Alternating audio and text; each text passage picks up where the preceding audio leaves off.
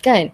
Okay, before we start, a bit of shout out. Thank you Aisyah. Okay, so a bit of shout out to Aina, Alisa, Aisyah, Danish, Ifra, Iman, Mas, Melina, Melissa, Abdullah, Namia, Noah, Intai, Emal and Taufik.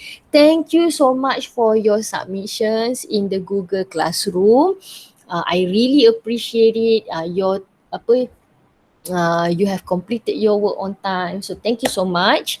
Okay, so sekarang ni saya yang bersalah hari ni sebab saya yang salah tengok jadual. Saya ingat hari ni boleh Google Meet sebab saya tengok Solaris pun boleh saya tukar kepada Google Meet. Saya ingatkan dekat 3 Lunar pun saya ada cakap juga. Okay, so sekejap ya. Okay, I would like to present. If you have sekejap ya. Dekat mana ya? Cancel. Where is it? Okay, this one. Okay, dalam kamu punya Telegram group, saya ada bagi satu PDF document regarding which is a guideline for you to conduct PBL1. It's a guideline for you to conduct PBL1. Sekejap ya. Sekarang ni saya tengah present dokumen tersebut. Can you see it in the Google Meet? Boleh nampak tak dalam Google Meet? Boleh teacher. Boleh ya. Alright, thank you for your response. Okay, now untuk sepanjang cuti sekolah ni, within the duration of the school holiday sampailah 11th June 2021, 11 Jun tu a week after school holiday, is the duration for individual project-based learning 2021. This PBL is basically based on activity 5.1 in your textbook, which is to study engineering designs to solve problems in daily life. So a bit of introduction. This task is basically based on activity 5.1 macam saya sebut tadi. It is an individual task and submission is in the form of e-folio. Folio, the soft copy of the folio in electronic form. And there are 2 submissions that you have to do. In the middle of the duration is between 28th May hari ni sampai 11 Jun. So tengah-tengah duration of the PBL, you have to submit an outline of your e-folio via Google Classroom. Nanti saya akan bagi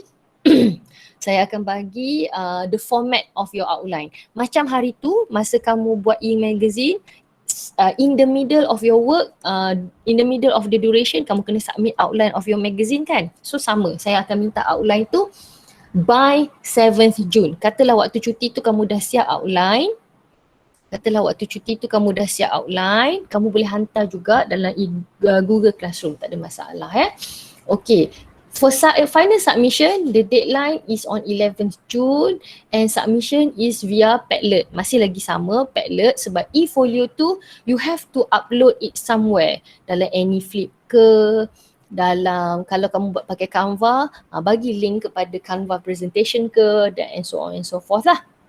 Okay, so kita tengok the content of the folio started with cover, followed by table of contents, work schedule, acknowledgements, report on the engineering design process to produce materials to relieve muscle cramp, produce an emergency lamp when there is a power failure, design a container that can maintain high or low temperature, summary, and finally references. So macam mana nak buat satu-satu tu saya akan tunjukkan dalam guideline ini. Okay, in page 4 is the cover of the folio. For the cover of the folio semua orang sama. But the design for the inside of your folio is up to you. Tapi dia mestilah dalam bentuk yang formal lah. Tapi in terms of font apa, in terms of dia punya layout, it's really up to you. But the sequence is as mentioned in page 2 lah, iaitu started with cover, ended with references. Okay, kita tengok. So yang the core of your PBL is number 5, to report on the engineering design process to do these 3 materials. Bukan kamu kena buat produk ya, kamu report on the design process. So to write the report, I give you a bit of guideline macam mana nak tulis. So to write the report, there are 4 basic things that you need to include in your report. First, apakah nama produk tu? For example, produk untuk relief masa cramp. Adakah dia sejenis krim ke? Atau dia sejenis bag ke? Dia sejenis barang ke? So what is the name of the product? Number 1. Number 2, what are the characteristics of the product that enables it to conduct its function? Ada apa dalam tu? Material apa yang digunakan untuk buat bahan tu? And can you provide a picture with clear labelings on the product? And then number 3, explain how it works. Apa chemical reaction yang berlaku dekat situ? Is it endothermic or is it exothermic? And so on and so forth lah. And then finally, is it effective?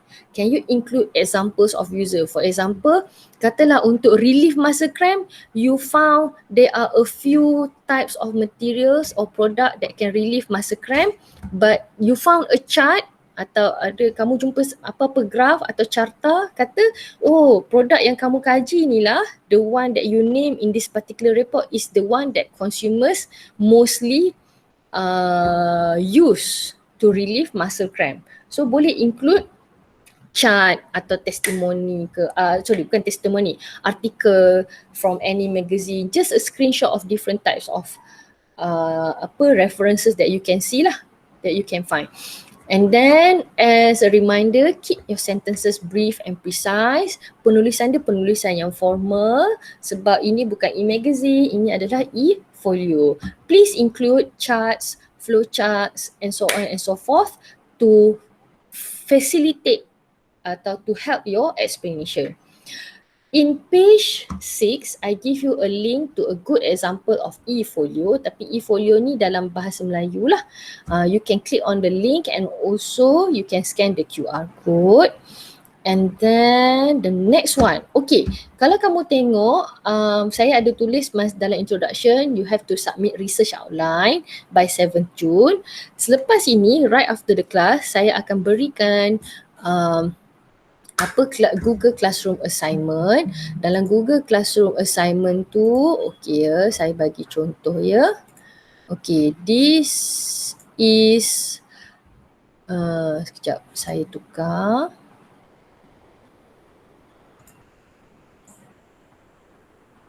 Stop recording pula. Sekejap ya. Saya present this step. This one. Okay, this is an example of how I assign this particular step research outline ni pada 3 Solaris. When I give you the assignment, the research outline, you provide the research outline on the comment section. Tak payah buat document specific. This is the guideline for you to write the outline.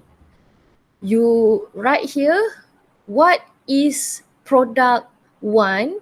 What is the name of product 1? Okay, untuk PBL, I plan to write about for muscle cramp, saya nak cerita pasal produk A.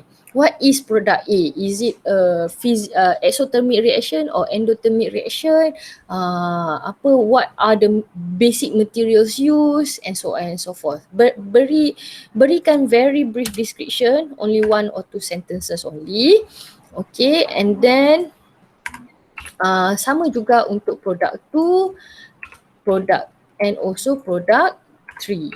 Okay, and then submit. Itu saja. Cara untuk submit outline tu hanya dalam bentuk komen sahaja. Tak perlu buat spesifik dokumen, nak kena buat Word dokumen ke, tak perlu. Hanya bagi macam dalam bentuk yang saya berikan ini sahaja. Okay, sama macam kita buat e-magazine hari tu, in the middle of the duration of doing the e-magazine, you have to submit outline kan, outline of your magazine. So this is the same thing. My aim is to help guide you along the way. Di pertengahan kamu buat e-folio tu, saya boleh guide whether you are on the right track or not, macam mana nak improve and so on and so forth lah. Okay, in page number 8, this is the suggested work schedule. Okay, mungkin kamu buat research ni 1 hari dah siap, draft research outline ni 2 hari dah siap. You maybe your duration is much faster than what I suggested here. It is up to you to change the duration, but the task is more or less the same for everyone. Okay, the task is more or less the same for everyone. Maybe you have conduct the research earlier and you have drafted your research outline earlier. So submission of outline tu mungkin masa cuti sekolah pun kamu dah boleh comment dan submit kepada saya, what is your plan for report writing. Okay, kamu nak cerita pasal produk apa and so on and so forth. Okay, and then finally in this particular document, I give you assessment rubric macam mana saya menilai kamu punya e-folio. Okay, macam mana saya menilai kamu punya e-folio. So up until now, do you have any questions?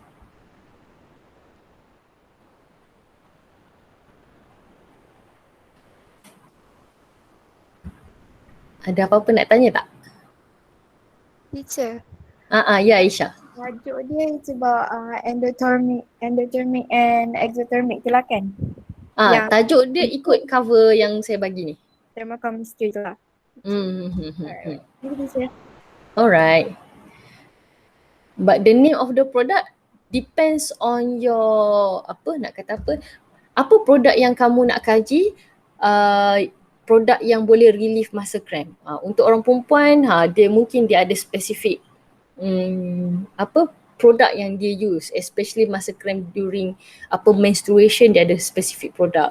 Ataupun untuk orang lelaki, for boys, maybe you know certain types of cream that also can relieve masa cramp, for example. Maybe you want to study that. Okay, and then emergency lamp. So emergency lamp, for example, mungkin produk tu is not commercially available, tapi produk yang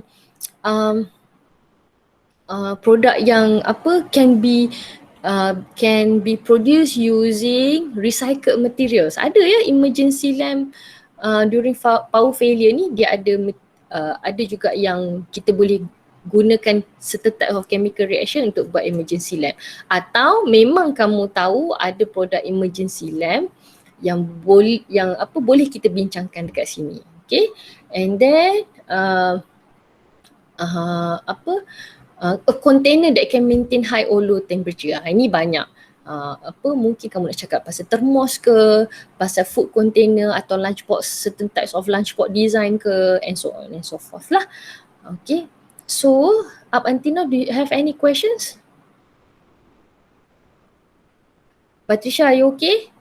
Narisa, Emma, Rafael? Tadi teacher. Okay. So, okay. Thank you so much for coming today. This particular video, explanation video, I will also upload it into the YouTube and I will include it in the Google Classroom assignment nanti. Okay. Immediately after this, saya akan upload ke YouTube dan lampirkan dalam Google Classroom assignment. Nanti kamu boleh rujuk. In the meantime, you can refer to the same document in the Telegram. So thank you so much for coming today, everyone. I really appreciate your understanding and your attention. So that is all for today. Happy holidays. Stay safe. Thank you, everyone. Assalamualaikum. Thank you, teacher. Thank you, teacher. You're welcome.